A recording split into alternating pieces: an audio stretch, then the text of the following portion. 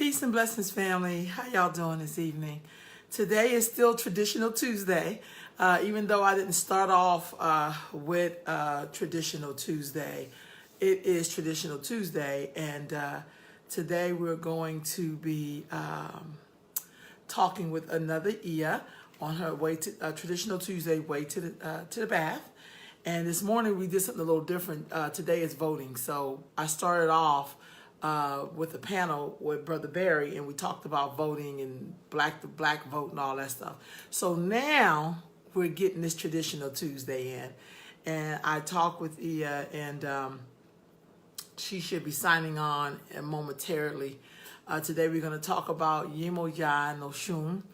No, not Oshun, Yemoya and Olokun today on Traditional Tuesdays Ways to the Path. And so she'll be on with us in just a minute. So normally when we do Traditional Tuesdays Way to the Path, is normally in the morning time.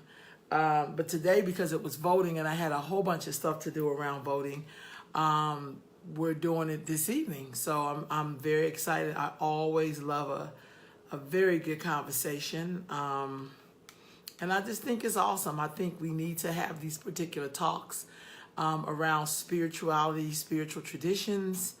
And so I'm very, very much looking forward to that. All right, dear Queen Mother, I'm going to pull you in here. So let's see, make sure I got this right. Here we go. Oh, hold on. I think it's this one. I'm going to go here, and I'm going to type you in because you're on your phone. Space, and then there's OMI. There we go. Okay, sister, I just sent you an invite, and if you accept, you should be on. Let me go on here. Yeah, I just added you on. So, do you see it yet, dear Queen Mother? If you look on the bottom of your page, you should see the invite. Let me see something else here. Okay, there we go. So here you go here. And guest request. Okay, I'm gonna do this again. Yep, okay. So Queen Mother, I know you're on your cell phone. I did send you the to accept the come on. If you look at the bottom of your, it says that you're watching. I sent you an invite. And you're on your cell phone. So let's try this again. Are you on your cell phone? Because you got to be on your cell phone in order for this to work. It doesn't work from your computer, only from your cell phone. So, yeah. So, let's see what we got, y'all. Let's see what we got. Okay, Ia, you may want to sign off and sign back on again. Let's try this again. Peace, Shantae, how are you? I'm trying to get this dear sister Ia on. She's going to talk to us about Yemoya and Olokun. And I'm so excited about this conversation. Are you... All right. So yeah, I'm excited about this conversation. You know how this go. I love it when we're learning to figure out the technology. So I'm very, okay, good. And are you on your cell phone? On your cell phone. Okay, let's see here what's going on. Okay, we may have to try this again. All right. That's right, sis. How are you? How's your family? No, must be on cell phone. Okay, y'all, she's on a laptop, so she has to switch over to her cell phone because this particular technology only works when you're on your cell phone, not your laptop. So let's see, y'all, what's going on. So okay, one moment. She said, okay, one moment. So we're gonna be talking with this dear sister. We're gonna be talking about the two Orishas, Yemoya and Olakun. She's gonna explain uh, how that system works. I really love this way to the path. I also want to make sure I can get a chance to expand into some other spiritual traditions, which I think is super important for us to know them all. This past week, while we're waiting for the sister to sign in, I've also been watching a lot of documentaries. There is on the YouTube, I found a channel called Faces of Africa. Okay, here we go. She says she's on here again. Let's hit this. Let's see what we got. Yeah. So you have to accept Ian. You should be right on. I just sent you an invite. And so we'll get this on. The Faces of Africa, I've been watching some good documentaries. And as I said before, several times, that the information is still there. It's a lot of information. So Ia, if you press that, it says adding. So if you hit that button, you should be right on with us. It says adding. I'm gonna say please accept the invite. Okay, because it says adding you now. It's still saying adding you. So let's see what's going on here. Okay, family. Oh, there we go. Okay, yeah. There you go. Yeah. I'm here. I love it. I love.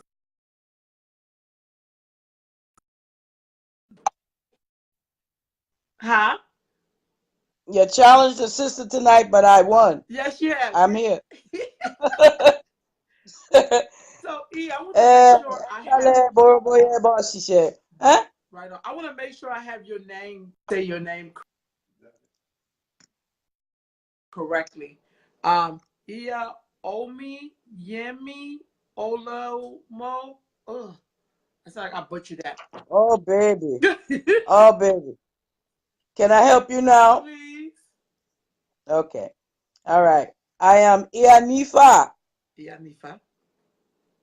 Oshunkemi Ifabumi Omiyemi Olomo Akinyele Fatumishe Aworeni. So, what does your name mean?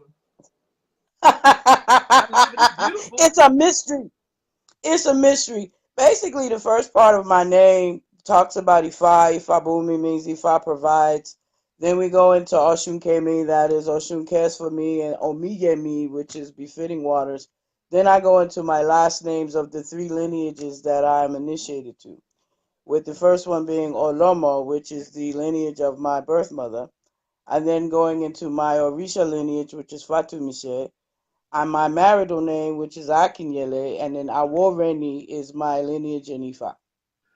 Okay, so how did you get to the path of even? That's a lot of knowledge that you just said. How did you find your Yeah, way to that it's path? names and titles. We Yoruba people like names and titles, so I just had to ring my own bell for a minute. But you use the word path, my dear, Mm-hmm.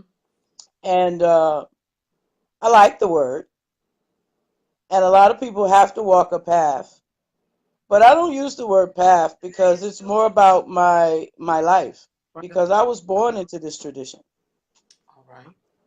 My mother was an Ialawo and a priest of Shango. She had chieftaincy titles. She carried Shango like no other, and I was exposed to this as a child.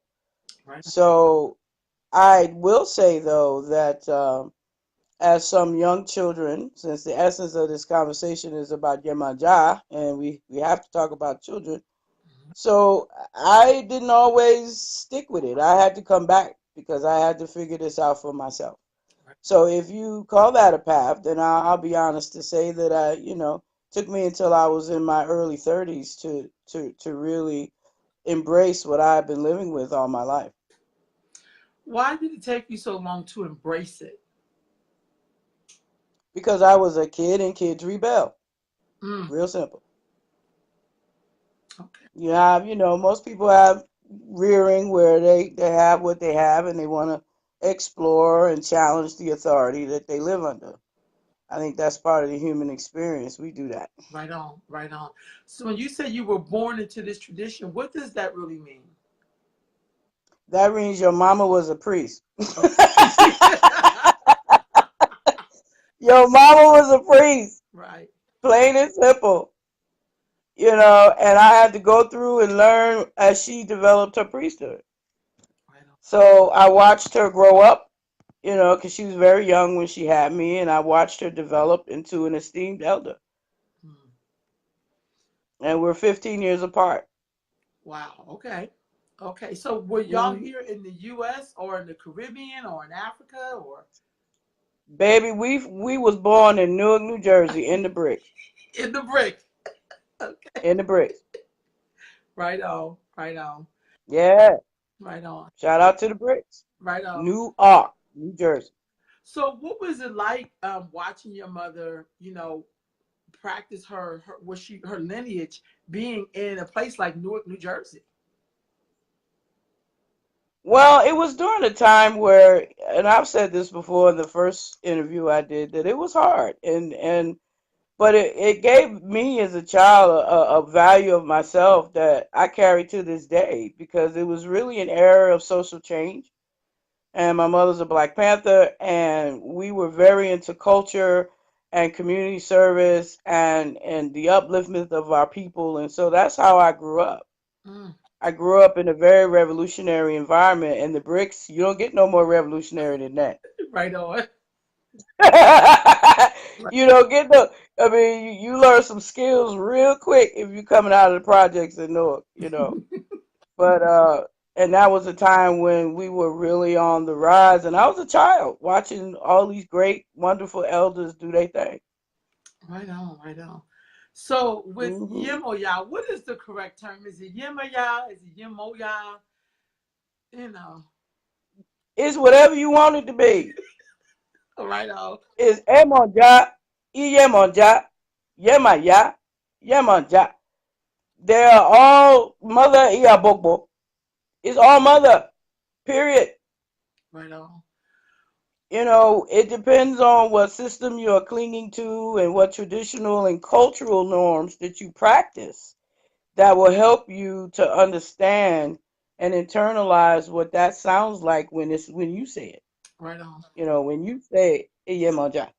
When I call Yemonja, I call her Iabogbo. Iyemonja.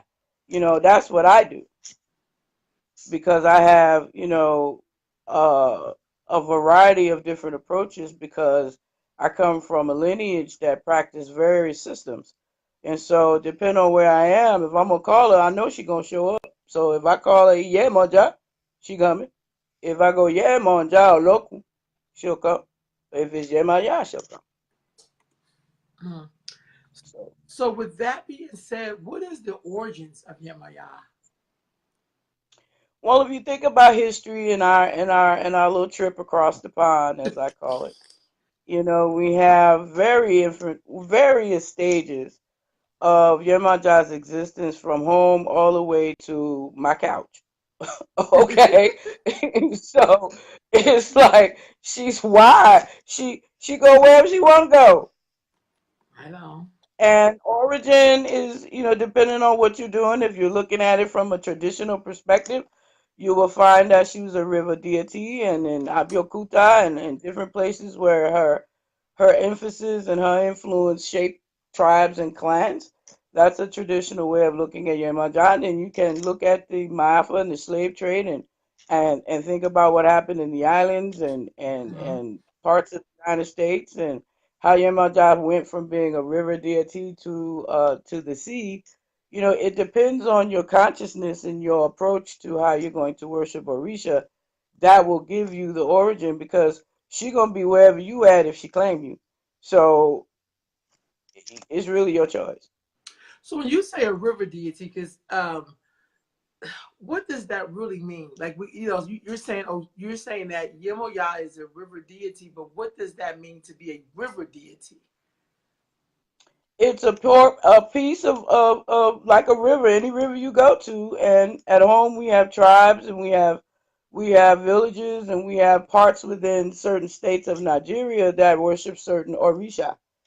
And the origins that come out of naming these Orishas comes from these different locations. And so that is how they worshiped her in various places within Nigeria. So it just depends on how it's environmentally situated, as well as what the actual people did as a village to worship certain deities. And so they become deities as a result of the people and the history of that area. So, what is some of the things that Yemoya do? Like, what is something that is associated with her, in her, being a deity? What is something that is associated with her? I'm gonna keep this real simple. Okay, It's called Mama. okay. Mother, no matter how you slice it, you'll find that, I really do have a unique perspective to Orisha. My approach is not very dogmatic. It's very holistic when it comes to people's psychology, Hmm. people's view on nature, the history. It's all encompassing. And so I don't want to come across as being someone that is static in my approach, especially to a deity that holds the planet together. Right. I have to be more expansive in my view, to even be able to teach people about the mysteries, because water is something that we all need, and whether it's a river in Lagos or the river in the bricks, it's still water. And so I want people to understand that the metaphysics that happens with water, period, when it comes to worshiping a deity such as Yemajano Lokun and Oshun, or any other river deity, or water deity that we have. So I want it to be more expansive, and that's just what the sea is. It's very expansive. So you're going to need to kind of open up a little bit, so it's not so religious, as opposed to metaphysically enhancing and culturally, correct. So, how does a devotee of Yemoya, how would you communicate with her, or how does she communicate with you? Oh, that's a deep question. Well, I call her through Oriki prayer. I have an answer machine in my bathtub. I mean, you connect in various ways. I do a lot of times within ritual, and there are times when she's in my body. Some people like to call that possession. I've been walking with her for many, many, many years, and so usually what happens for me, and most Omoye Manja, whether they are a priest or not, um, can call her, and she will show up. And what that looks like is manifestations of things about your womanhood, Mm, yourself, your family, your view of the world, and how you maintain and enhance people's lives everywhere you go. right on. That's Yemaja to me. So, She is not in a pot or in a river. right on, She is inside of right on. So, okay, so I know you said you were born into it. Did you go through any like type of initiation or you. to be Sorry. a devotee or? Or initiations. I think my middle name, when they gave me all those names, they should have gave me Yahweh as a name too, because I went through four major initiations back to back within a year's time. My mother called it the fast track. Mm, And it took me 20 years to cultivate it, and I'm still cultivating it through Ifa at this moment at this time in my life. But I have been initiated to several deities, with Yemajano Lokum being in my head, and along with other initiations like Ifa Bawao. I now am an Awo. So it's been a progression of initiations for me for almost 30 years. so, okay, so you said Olakun. What is Hmm. Olakun? Because usually you hear Yemoya, but most times you won't hear about Olakun. Olokun is in some people's minds the deity of the sea, depending on where you stand, what dirt you're standing on. And then Olokun in the diaspora, is also seen as the bottom of the sea. And that's from a nature perspective. If people have to have some sort of way to envision it before themselves, Mm-hmm. or even if they want to take the traditional horoscopal approach about it and talk about the history of that at home, that's fine too. But for me, Olokun is what you cannot see. Mm. And you hear saying sometimes where they say, you don't know, it's all in Odu. You don't know what's at the bottom of the sea. The unknown, the sea, But I think of Olokun as your subconscious and your ability to use what some people call the third eye and dream world. And, it's very mysterious and very fascinating because it's a way of going deep. Because if you think about a human being being able to survive what's down at the bottom of the sea, I don't think you'd be thinking about it too long, because you ain't gonna be able to take it as a human being. So that means you have to rely on other senses to be able to tap into mysteries, and that really is what I consider to be the essence of Oloku, is your ability to see that So, or try. a sister here is asking you the question, Ia, please explain what you meant by in your head as opposed to on your head or to your head. What do you mean by that? That's a question from the room. What do I mean by that? I'm trying to clarify it in my mind as to what the question really is. Is she talking about me being initiated to a local, You know what? She listening, so or I guess the she head could stuff? clarify it. So, sister, if you could clarify it for her, she said, her earlier comment says, yeah, it seems like the Orisha made Ia high. It happens to me when they are inside of me. So then her next question is, it says here, Ia, please explain what you mean by in your head as opposed to on your head or to your head. So what did you mean when you said Okay. I think I understand. okay, Um, there are a lot of ways in which people describe how a person's initiated. right now? Okay, so you have to your head, meaning there's some things we did in ritual where the Orisha was connected to you that way.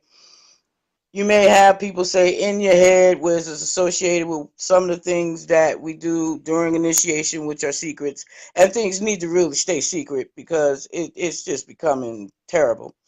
And then on your head could mean that that Orisha, and this is a perception, Right on. it's not fact, but this is something that people like to think about, where they're claiming you, or this is the person that's guiding your life right now, or however it may fall out into Odu, or whatever the divination is about that moment. Some people use those little prephases to identify with where they may be with a certain Orisha at that time. So Right on. I think, those are just phrases people use. Okay, what's the difference? So is your tradition that you practice that is Ifa, right? Ah, there you go. Now we cooking with Kepo. All right now. Okay. So Educate us.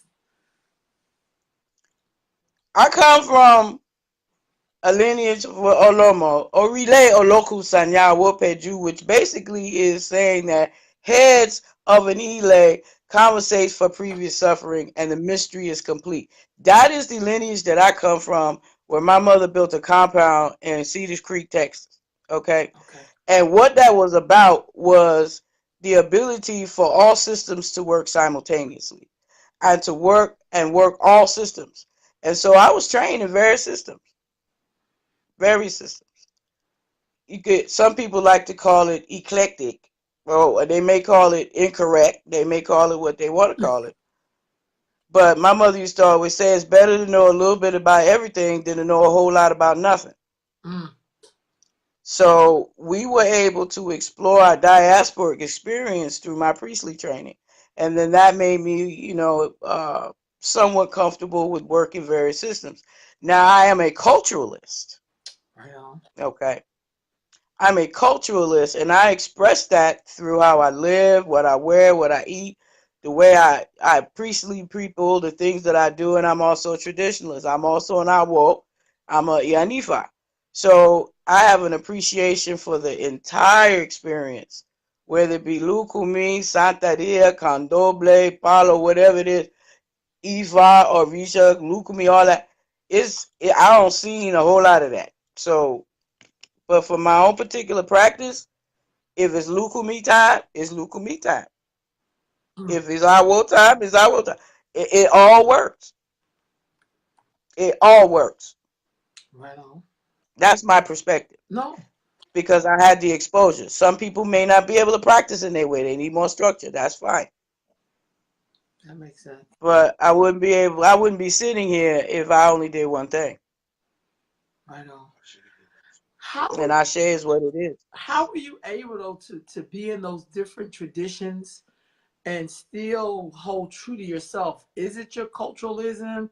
Is it like, because I do believe you should learn. I travel a lot. So when I go to cultures and places, I want to know what they're doing. I want to be respectful and the whole nine.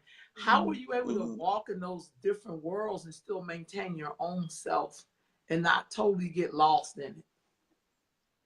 It's called courage Okay. and commitment and internal fortitude and conviction and not walking, ill-equipped or inadequate. It's about knowing who you are.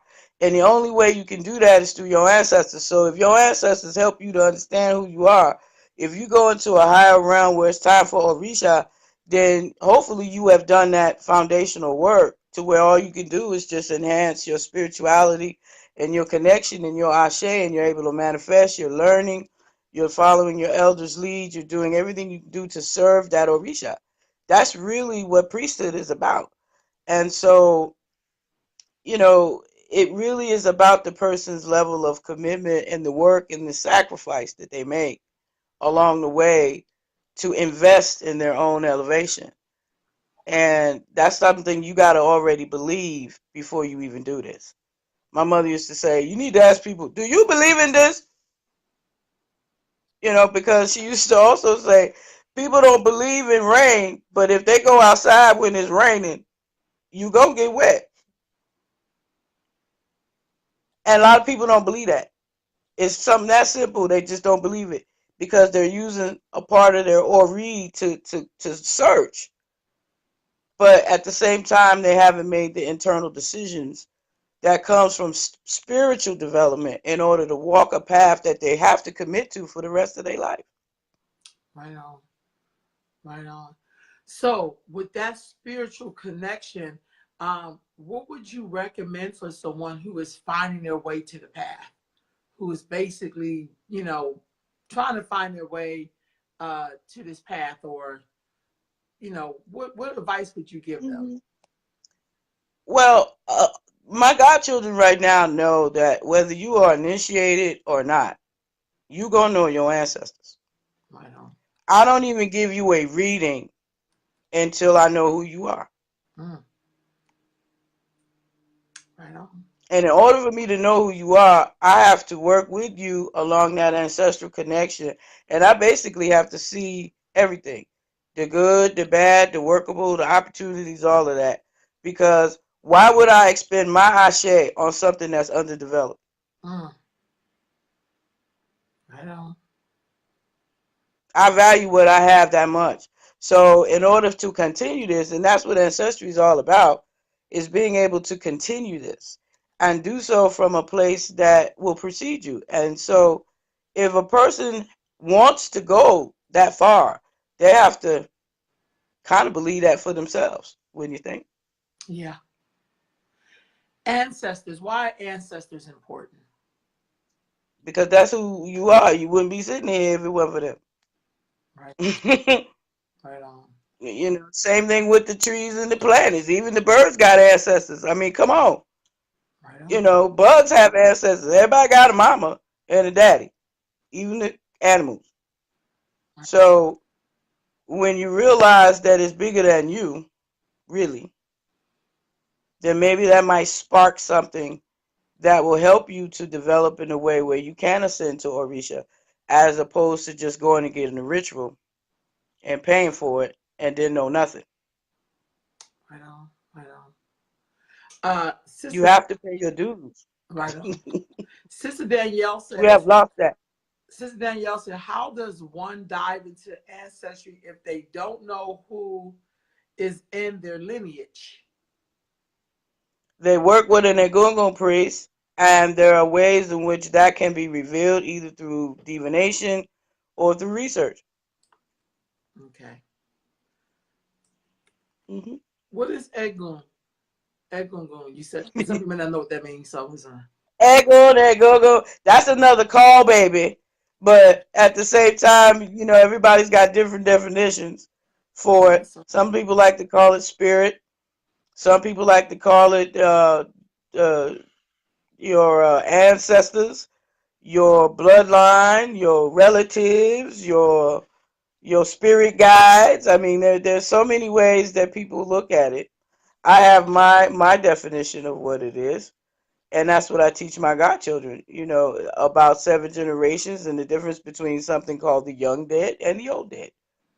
And that's something that I teach, because some people think that their great grandmother is an ancestor and she might not be. okay, wait a minute She now. might just be your relative. Wait a minute now. Wait a minute. What does that mean? I told you it was another call. No, but when you say that, most people think ancestors. Yeah, we got to keep it in tune with the water here.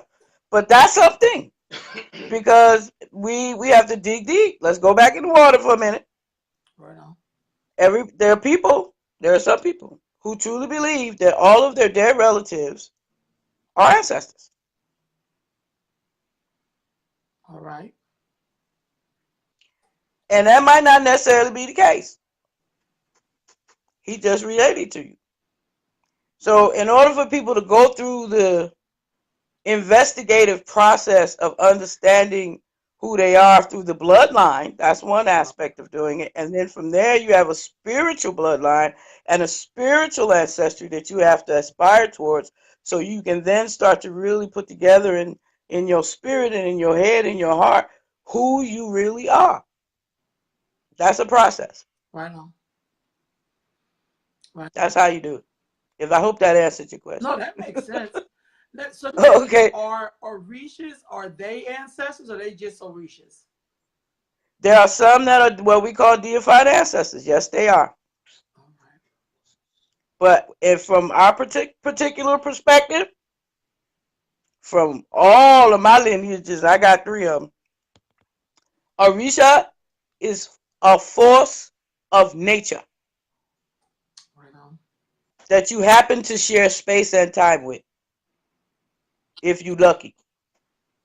Right on. It is your connection to that fortifies your ashe, and from my perspective, helps you to manifest because you're working through the very thing that gives you life. Sound good to me? Let's try it. Right on. Right on. Right on. So yeah. So with that being said, how do how did the Orishas make their way into the new world, the so-called new world, through the process of enslavement? How did they come to this part of the world through us and our experiences here? Well, we have various ways to look at it. We can look at it through Odu. We can look at it through history. We can look at it through uh, stories of our elders. There's various ways. There is no correct way. I'm finding that a lot of these youngsters are using the term "I want to learn the right way." And no, it's about how the earth moved and what moved with it. Right on. In terms of how everything happened. None of us was there. So we just got to really get with the fact that something really major happened. And so when you think about where everything is, it happened. We have history. So it came over here in the bowels of slave ships, people's lappas, underwear. It's at the bottom of the sea. It's whatever they hid in their subconscious that came out when they were able to express themselves. It's a mystery that is so vast and so beautiful that if you sit with it long enough and think about what happened. The longer you think about it, the smaller hopefully you will become Mm. in terms of how all of that magnificence took place. And it's phenomenon. So and for me, I don't really want to know that much. That's not for me to know. You know what I mean? From a spiritual perspective, one should never know that much about the creator and what the creator was doing in terms of how we managed to get through things. For this is from an ancestral perspective. We could talk about that from Ifa, a different conversation. But that's what I think about it. It came over here the same way we did, So, through the trees. right on, right on, right on. A question from the room said, "Do you encourage?" I think this is Ayawo. To use an altar, like a traditional ancestor shrine, to communicate with their ancestors. Do you encourage that? Yeah, I do. I mean, there is a difference between an altar and a shrine. Okay. And there are various Egungun practices that I teach right now about how to elevate yourself through the, the, the beginning practice of altar, and then how that progresses to shrine, the rituals that go along with that, to where you can actually start to worship your ancestors in a more traditional way, where you end up outside or however we help you to connect to the dirt, because that's really what Egungun is. What Egun work is all about, the dirt, because that's where the ancestors are at. So yeah, I do recommend it. If you have to start somewhere, sure. I don't have a whole lot of political positions around it. However you decide to connect, connect. And if you find a mentor and a teacher that will challenge and help you elevate that consciousness that you're so hungry to expand on, then you're in the right place. It shouldn't really matter as long as you get there. Right on. Right on. Um, so how does one seek out a teacher? I mean, like in tradition, well, Through your like ancestors, yeah, like in through Christianity and your ancestors. in Islam, they're everywhere. They're on the street corner. They meet a particular time every week, or that's a little different. Yeah, But on the spiritual path, of a tradition, that's ancient base, is not as easy sometimes to find people, to yeah. practice with or to learn from. Benny, yeah, Benny. It is that very difficult now. Our tradition has taken a turn in a lot of different directions, and it's becoming increasingly hard for individuals to find someone they can trust, find someone that will develop them and have a vested interest in them, like a parent, Mm-hmm. as opposed to a teacher or a mentor, because it depends on what you want. If you want to be a client and go get your spiritual work done and learn some things along the way, fine. If you want to be a practitioner, however, that's something completely different. Mm-hmm. And I believe our priesthood needs to do a better job at helping people make that decision, in terms of whether they want to be clients or practitioners Right on. and devotees, because you don't want to take a person all the way to C and then they fall off at E, Mm. because you haven't done that internal work. So it's crucial for people to start with their ancestors and help them to develop internally. So when you do get to be full blown into a practice, some of your opportunities for development hopefully will be dealt with by that time, and then you can have a better experience.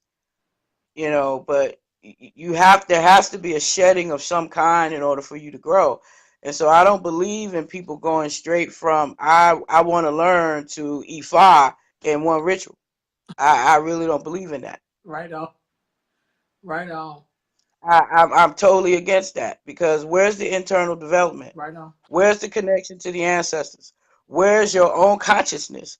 Where's your community sense? What are you going to do with all this great stuff? Do you even know? But you want. So people really do need to make that decision. I could get real passionate about that. But, because the priesthood, we take blows just like everybody else, Right on. because we invest. But see, we got to do a better job at making sure that what we give can continue. It's real talk. That's definitely real talk. So with that being said, um, how long? Well, I hear you say that it takes time. Anything worth having and understanding, and some people say they're a student for life. They're always constantly learning, always Oh, forever every day. learning. Yeah. So it's not like, oh, I just earned this PhD, like in a couple of months or There is years. no graduation. Yeah. Right on. You don't get to you don't get to graduate. Sorry. No matter how many rituals you call yourself having, and especially the ones that have one and call themselves priests. Oh, that really gets me. Real tough. Real tough. You what? See, that's when you get my job for real. Then you Google Gaga, you telling me you a priest? Mm-hmm. Okay, Real tough. so yeah, mothers fuss. You want it, damn my job? Here you go. We fuss, Right on. Right on. but No. we love to. Smooches. No, that totally makes sense. So, with this tradition, do you find that because we know there's something that originated in Nigeria, is there a good blending with brothers and sisters from Nigeria and the Africans in the diaspora in terms of? Absolutely. Okay, Where do you think I got all them names from? right on, right on. I mean, my godfather's an Oba, Ibatoro. He just passed. You know, so native. I call them native sons and daughters. That's what I call them. And what they have to give us is beautiful, but we have just as much to give them too. Right on. I like that. We have to make sure that when we leave their dirt, that they pray for us too. Do you even know if they call your name after you get on the plane? Are they calling your ancestors? Eh. Right on, right on. That's really good. What about here in the U.S.? What about here in the U.S.? Because we do have a lot of Nigerian, especially where I live in Sacramento. We have two Nigerian Bible houses here. One is from Oshogbo. I forgot where the other one's from. Mhm. We Um, love them. We love them. We love them. right on. But I believe our people has to invest in learning their culture so they don't have as many experiences that they talk about. Do you know the culture? They have to come over here and learn ours. So why you can't do the same? That's real talk. That's real talk. What is wrong with walking around with a lapa on a Tuesday night at 8 o'clock in the evening as opposed to your work clothes? Are you living the culture? I don't think if you went to a Nigerian's house, they would be doing that, That's so true. even if they lived in Brooklyn. So, I mean, come on. Everything deserves a fair shot. Right on. Right on. I agree. So, yeah, how can people reach you? Can I you know some swim? people. I live on the sea. Can you swim? I live on the sea. The sea is my backyard finally. Finally, finally. I am in Hampton, Virginia. I'm an hour away from my ancestral land of Ahoskie, North Carolina. And I'm really in a beautiful place. And I'm kind of private when it comes to that kind of stuff because I live my life based on a cultural structure. I have, like if you imagine, do you know what an opon is? A what? An opon. It's that round circle thing we use the divine with for Ifa. Yes, yes, You yes, saw that? yes. Okay. So it's a divination trait. So you have these two positions, and it's called the left and the right. When we look at things and positions on Ifa and all that. So that's how I live my life. So I have her too, and she's sitting next to me. And she's the one that you talk to when you need to talk to me. Because I have praying to do. So I have a structure. So I believe Otun is gonna post how you can get to me. But at the same time, there's a process. It's not gonna be, hey, yeah, how you doing? Can we talk? Nah, nah, nah, nah. No, I'm gonna take you through some stuff. Right on. Because again, I need to know who you are. Right on. And you need to know who I am. and what it is that we can help you with. Because again, I value what I have. Right on. It is my legacy, and I'm not about to give it away to just anybody. Right on. I don't care how much money you got. That is just not me. So if you want to learn about ancestral veneration, which is what my focus is at the moment, Orisha is very, very important. I do have godchildren with Orisha, but everybody can always look at ancestry. I don't care how many pots you get or how many initiations you get. You're going to always have to deal with them. So, but that is my focus at the moment. And so when people contact me, they really should be prepared to do that first. Right on. So I did just share your Facebook page. You did? Yeah. Just your Facebook page so people could check you out. I mean, I always tell young people, I'm out there. I'm not hiding in that way. I'm very transparent. And I am. I'm a very transparent person. I'm a Sagittarius. I'm going to tell you just exactly what I think. I ain't going to hold my tongue. I may have to eat some honey now and then, but I'm pretty good people. A lot of people think I'm not, but that's okay. Because to know me is to love me. You can believe me now or believe me later. It's your choice. Right on. But I'm doing what I have to do to preserve the tradition and the best I can. My mother wouldn't have it any other way. Right on.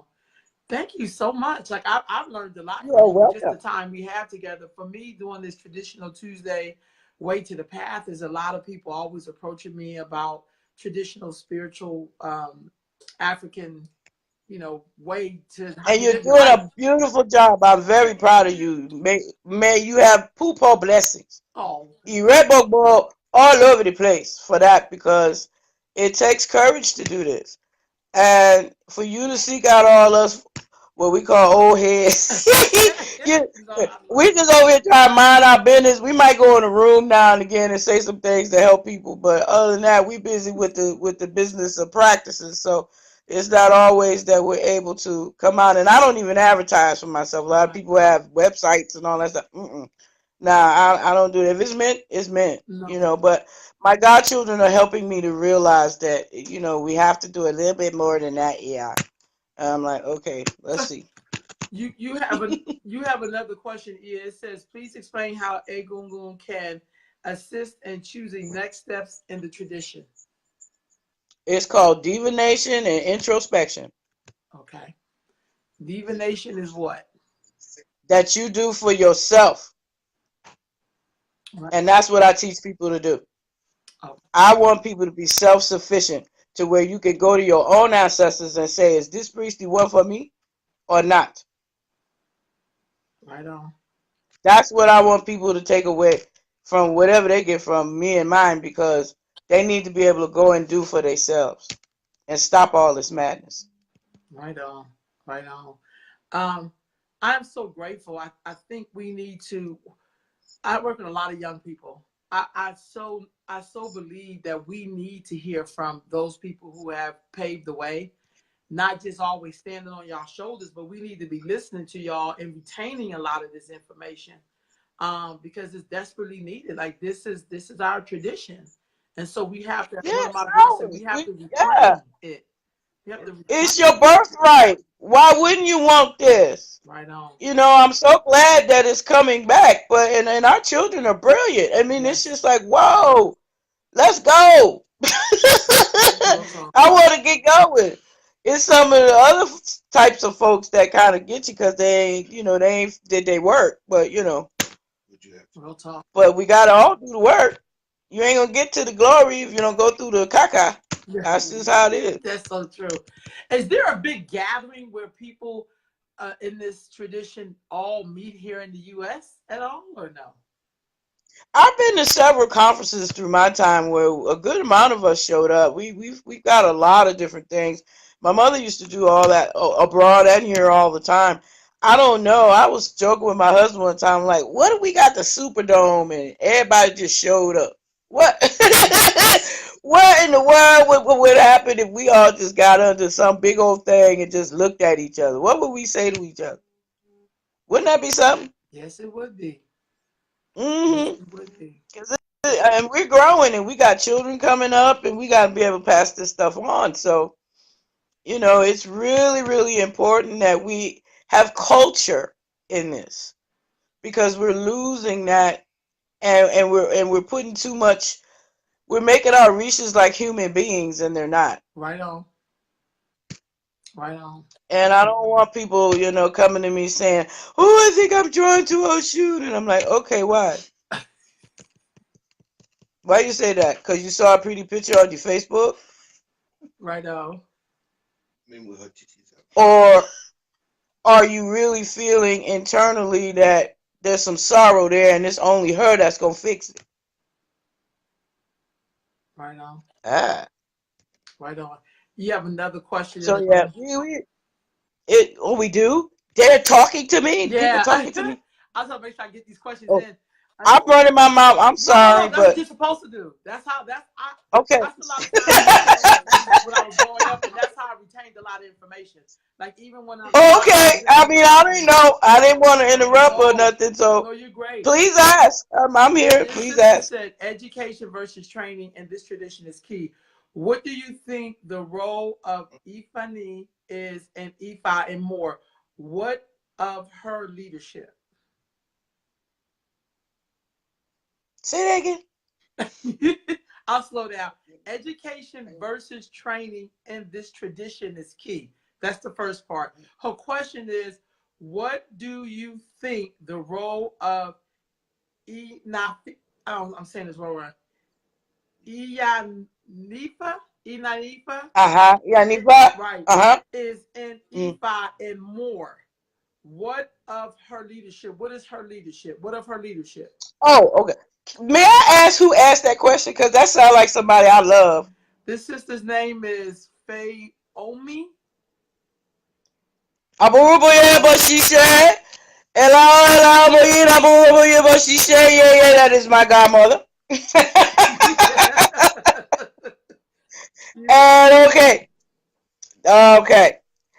The Ianifa's role in society, I believe, as I am growing ever so gently through this process of being an owl, and making sure that education is key and training is key, because you can know some stuff, but can you execute it is the question. And absolutely, and Ianifa's, are rising to the occasion in terms of making sure that we understand the complete picture in terms of our worship to Ifa, and our ability to be just as important as a Babalawo is, as we grow with Ifa ourselves. And so I watched my mother do that. I watched my godmother do that. And if they say the same, I'm going to do that. In terms of sitting with Orumila, and having just as much power and divination as sitting there and bringing Iami to the mat, as well as Orumila, to be able to help people to have the complete picture of what it means to have male and female work together in spirit. So that's what I believe. I hope I was good. Yeah.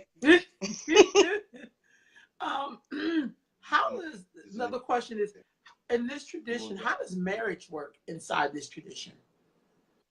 How does it work? It works really good. Hi, baby. Do you have to go for a reading? The spirit lead that? Greetings. That is my husband. It works beautiful, especially when you go into the woods together and get married, because that is what we got. It's beautiful. We got Ifa and got married at the same time. Wow. Okay. We went together. So I know you, you know me. We're going to be bald together. Right. It was beautiful. I think that's how it should start. Well, if you go to Ifa, it should be like that. But any other status or process you find yourself in, everything has its beauty. Our culture is so beautiful. You can have a maid or a love interest and go to your ancestors, or Risha or Ifa, whoever, but they should guide it. They should, lady, and Egbe. Egbe is very important, with that as well. So you have to get to the ancestors' permission and then move forward through the pantheon, so you can really understand who you with. That's right. Because they got a destiny just like you. And the question is, can you coexist? From a destiny perspective. And I happen to be blessed with my compliment. Right on. You said you were a Hmm. culturalist. I heard you say that earlier. What is that? Yeah, that is a way of life. I live my life by certain cultural norms and values. I don't necessarily have very what you would call mainstream ways of living. For example, if you come over to my house, you're gonna have some Yoruba food. You're gonna have some Spanish food. There's gonna be the world is going. You're gonna come in and see the world. And you're gonna have to take your shoes off. And Baba says you have to take off your shoes. Right on. you know. So, and then it also extends over to how you learn about this culture and this tradition, how you conduct yourself, with others, how you have responsibilities and roles within an Ile temple or Egbe. And Bobo Wanishe, everybody's got a job to do. So you, as a leader or elder or anybody running a household, if you can run your household according to culture, then you will probably find yourself in a better place. Right on. If you plan to do this, you know, if you plan to do this, because the one thing that kind of irritates me about some people, they put it on and then they take it off. So you come to see the EI and you put on your lapa and your gele and all of that. As soon as you get home, you back in your spandex. Okay. Okay. Someone is asking, can you speak about this word is IBTB? I don't know if I know I'm messing this word up. I pet that P. Oh, thank you. Oh, you doing? But you didn't destroy it too bad. You was good. You was good. You was good. I think you're saying I pet that P. Yeah. Yeah. What do you want to know about that? What is it? Can you I speak was my mother's a pet P for a long time. about it? Oh, it's the wife to a Rumila. So you serve and you take care of Ifa, and in some cases you just as bad as the Babalawo in terms of what you know, because you spend the most time with the deity. So it really is a beautiful thing when it's done correctly. Right on. Right on. Hmm. Here in the States, do we have people like that here in the States? Yeah. Okay. Oh yeah. Okay. Yeah. And women can be a pet P to your Nifas. I don't know what anybody else did, but I was a pet P to my mama. It's about the deity. It ain't about the man. Right on. Okay, I know I think you're a great person to ask this next question to. Sometimes in Uh-oh. traditions, people are always talking about, does this have rights for women? And I'm like, well, all that you said is like, women got this. Like, are you serious? That is not. We do got it. We own it. Right on. We created it. We are the mothers. Think about this. Okay. We are co-creators with God. Right on. Period. Right on. Right there. Ain't nothing better than ooh. They really nailed it when they made us. I'm just telling you. Right on. Right on. What is the difference between a shrine and an altar? I heard you say. Oh. One is a individual spiritual and psychological icon that you build as a vocal point to connect to something outside of yourself. It's a vocal point. It's called a sacred space in some people's mind, but it's a place where you tell yourself, remember I said it's psychological. Mm-hmm. You tell yourself that, I am now going to try my best to go internal and go inside of myself as I connect with whatever altar I'm having, because people do it for Orisha as well. A shrine has other things on it. It's consecrated. And it's consecrated by a priest. Right on. To talk back to you. Okay. Word up. I'm trying to put it as simple as I can. That makes sense. And then you have tools to be able to have a even exchange, an interaction with a particular deity. That's what makes it, the deity makes it the shrine. Gotcha. Basically. Okay. You explained that very well. Thank you. That's very good. That totally makes sense. So when someone is like I know they have the shrine of Black Madonna, they have certain shrines. So you mean to say those places are supposed to be consecrated and by a priest, or even when I went to the dungeons in It the doesn't Capitol, they have had to be shrines. because it doesn't have to be love because it really is about the individual and what it is that they're trying to do within their own time and space spiritually. You have to start somewhere. Right on. It may not be the traditional approach, and it's not, because you can very well have an altar outside. I got a couple of them. So it just depends on what feels comfortable for you. And then if you're at a point where you are starting to elevate yourself, then you're gonna be needing a teacher at that point, and when you get there, that's when they're gonna show up. Right on. Right on. Then hopefully you can trust what it is you've built yourself as you move through certain stages of spiritual development. And then the godparent, the teacher, or the mentor, or whatever it is hopefully facilitating that process and being a leader, and an educator, as my godmother likes to call. We educate you and give you tools to be able to fortify and take yourself through an enrichment process, because that's really what we're doing as priests. Hopefully we're helping you to develop. I know. So there's a skill. Everybody can't be a priest. Right on. There are initiated people and then there are priests. Yes, please do. Yes, yes. Somebody's just saying you might have asked a question. I'm like, yes, please. But they sent it to me in an instant message. Um, so with that being said, what are some basic things we can do just as human beings to be in alignment with nature or that creative force? What are some very basic things we can do? Go outside. Go outside and start challenging yourself. And I'm gonna be real frank. Please, If y'all don't mind, be frank. please. Some of us are scared of nature. Mm-hmm. Some of us can't get the hair wet, don't like dirt under the fingernails, ain't fitting to go outside barefooted. The bugs is a whole conversation in and of itself.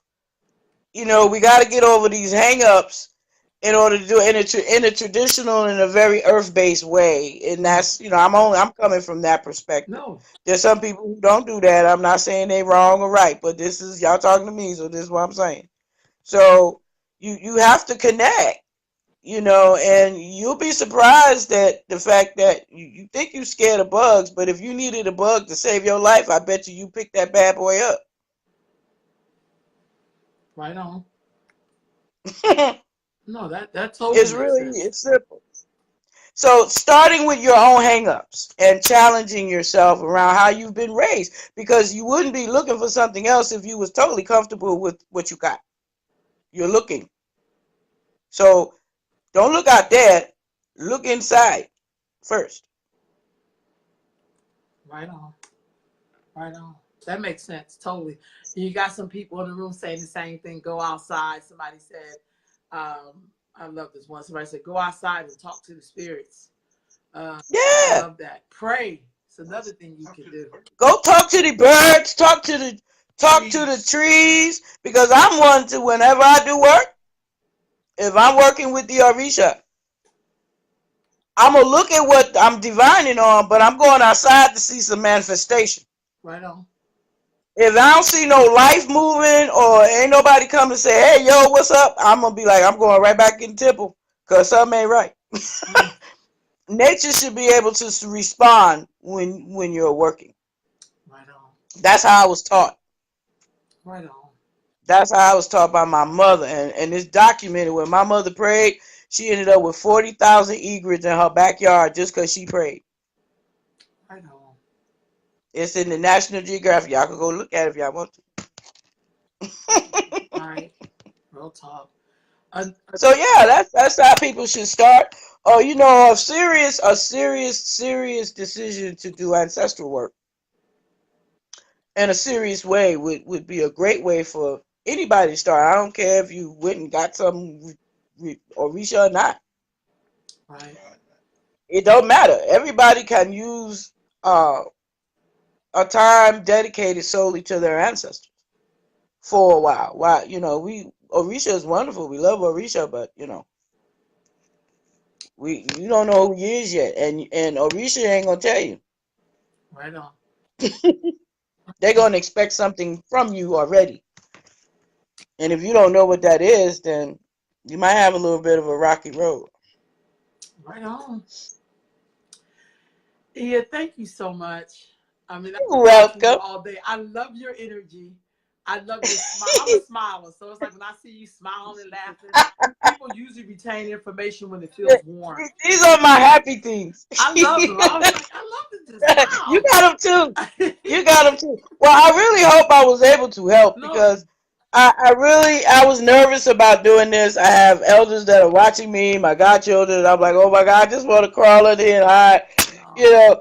But I like to talk. Everybody who knows me know I like to talk. And hopefully, whatever I said, help somebody. no. It And definitely does. I really, really enjoyed this. And if people really want to really get to know me, then they're gonna have to jump through a few hoops. But I am open. I just need some authentic people that are really committed Right, because that's the only way I can give it up is through that. So right. I want that to be known and shared. Ifabawao aboroboye boshishe olukberere adifaba ade iya pupo ire oshe ire ona ire to ire. Uh, Thank you, Ia. So Peace.